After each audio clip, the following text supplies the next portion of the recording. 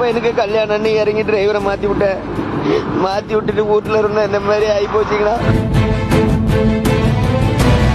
இன்னைக்கு எல்லாம் வண்டி லோடு மாத்தி அடிச்சு ஏத்திடலாம்னு சொல்லி பார்த்துட்டு வெயிட் பண்ணிட்டு இருந்தோம். நைட்டு பின்னாடியும் வந்து வண்டியில ஒரு ஆக்சிடென்ட் ஆகி போச்சுங்கண்ணா. எப்படி இந்த வண்டியை கொண்டு வந்து நான் என்ன பண்ண போறேன்னு வர முடியல, ஒன்னும் தெரியலங்கண்ணா. சேலம் மாவட்டம் கெங்கவெளி அடுத்த தம்மம்பட்டியை சேர்ந்தவர் நடராஜ். வங்கியில் கடன் பெற்று லாரி ஒன்றை வாங்கி சங்ககிரியில் இருந்து இயக்கி வந்தார். சம்பவத்தன்று லாரியை மாற்று ஓட்டுநரிடம் கொடுத்துவிட்டு உறவினரின் சுப நிகழ்ச்சிக்காக சொந்த ஊர் திரும்பியிருந்தார். இதற்கிடையே லாரி மேற்குவங்க மாநிலம் துர்காபூரில் சரக்கு ஏற்றி திரும்பிய போது சாலை விபத்தில் சிக்கியது. இந்த விபத்தில் லாரியின் முன்பகுதி முழுமையாக சேதமடைந்தது. லாரி ஓட்டுநர் பலத்த காயமடைந்தார். தகவல் அறிந்து லாரி உரிமையாளரும் ஓட்டுநருமான நடராஜ் அங்கு புறப்பட்டு சென்றார். விபத்தில் காயமடைந்த ஓட்டுநர் சிகிச்சைக்காக அங்குள்ள அரசு மருத்துவமனையில் அனுமதிக்கப்பட்ட நிலையில் சரக்குடன் சாலையில் நின்று கொண்டிருந்த தனது லாரியை சொந்த ஊருக்கு எப்படி கொண்டு வருவது என்பது தெரியாமல் விழிபிதுங்கி போய் லாரியின் அருகிலேயே படுத்திருந்தார். இந்த நிலையில் லாரியின் பின்பக்கத்தில் மற்றொரு சரக்கு வாகனம் வந்து மோதியது. இதில் அவர் அதிர்ஷ்டவசமாக உயிர் தப்பினார். இரண்டாவது முறையாகவும் விபத்தில் சிக்கி அந்த லாரியை அங்கிருந்து தமிழ்நாட்டிற்கு எடுத்து வர வழி தெரியாமல் தவித்த நடராஜ் வாகன் சேவை என்ற வாட்ஸ்அப் குழுவில் தனக்கு உதவி செய்யுமாறு கேட்டு கண்ணீர் மல்க வீடியோ ஒன்றை வெளியிட்டிருந்தார். அக்கா பையனுக்கு கல்யாணம்னு இறங்கி டிரைவரை மாத்தி விட்டுட்டு வீட்டுல இருந்த இந்த மாதிரி ஆகி போச்சுங்களா. வண்டி அடிபட்டு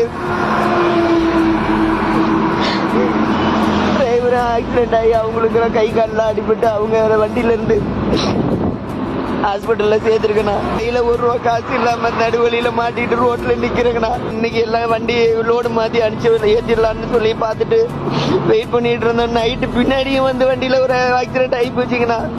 நான் எப்படி இந்த வண்டியை கொண்டு வந்து நான் என்ன பண்ண போறேன்னு வர முடியல, ஒன்னும் தெரியலங்கண்ணா. கண்ணீர் மல்க அவர் வெளியிட்ட வீடியோவை கண்ட வாகன் சேவை குழுவினர் அவருக்கு உதவ முன் வந்தனர். அதன்படி ஒரு நபருக்கு ₹234 வீதம் பணம் செலுத்தினால் எளிதாக அவரது லாரியையும் அவரையும் பத்திரமாக தமிழகத்திற்கு மீட்டுக் கொண்டு வந்து சேர்க்க முடியும் என்று வாகன் சேவை தலைவர் கணேஷ்குமார் தெரிவித்திருந்தார். அதனை ஏற்று அந்த வாட்ஸ்அப் குழுவில் இருந்த லாரி உரிமையாளர்கள் மற்றும் ஓட்டுநர்கள் அடுத்தடுத்து ₹234 அனுப்பத் தொடங்கினர். 24 மணி நேரத்தில் மொத்தம் ₹2,12,000 அளவுக்கு பணம் சேர்ந்தது. இதையடுத்து பணம் அனுப்புவதை நிறுத்த கூறியதோடு உதவிய உள்ளங்களுக்கு நன்றி தெரிவித்த கணேஷ்குமார் உடனடியாக தனது குழுவினருடன் இணைந்து மேற்கு வங்கத்தில் தவிக்கும் லாரி ஓட்டுநர் நடராஜுக்கு உதவ தேவையான நடவடிக்கைகளை மேற்கொண்டார். 17ஆம் தேதி ஒரு 8:40 அளவில் நம்ம ஒரு குரல் பதிவு வாகன் சேவையில் போட்டிருந்தோம். அவருக்கு ஒரு ₹234 நம்ம கலெக்ட் பண்ணி எல்லாரும் சேர்ந்து அவருக்கு ஒரு சப்போர்ட் கொடுப்போம். அதை 18ஆம் தேதி இரவு 9 மணிக்குள்ள முடிக்கணும் அப்படின்னு சொல்லியிருந்தோம். அவருக்கு உதவி செய்வதற்கு போதுமான தொகை வந்துவிட்டது. எவ்வளவு கலெக்ட் ஆயிருக்கோ அதை ஒரு வீடியோவா வெளியிடுவோம். இதுக்கப்புறம் யாரும் செலுத்த வேண்டாம் அப்படிங்கிறது ஒரு அன்பான வேண்டுகோள். செலுத்திய அத்தனை லாரி உரிமையாளர், ஓட்டுநர்கள், மோட்டார் தொழிலில் இருக்கக்கூடிய அத்தனை பேருக்கும் நன்றியை தெரிவிச்சுக்கிறோம். லாரியை கிரேன் மூலம் மீட்டு மற்றொரு வாகனம் மூலம் சங்ககிரிக்கு இழுத்து வர நடவடிக்கை மேற்கொள்ளப்பட்டுள்ளது.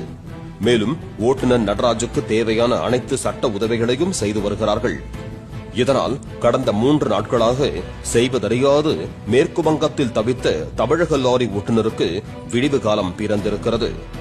கேளுங்கள் தரப்படும் என்பது இறைவனுக்கு மட்டுமல்ல, வாகன் சேவைக்கும் பொருந்தி போகிறது.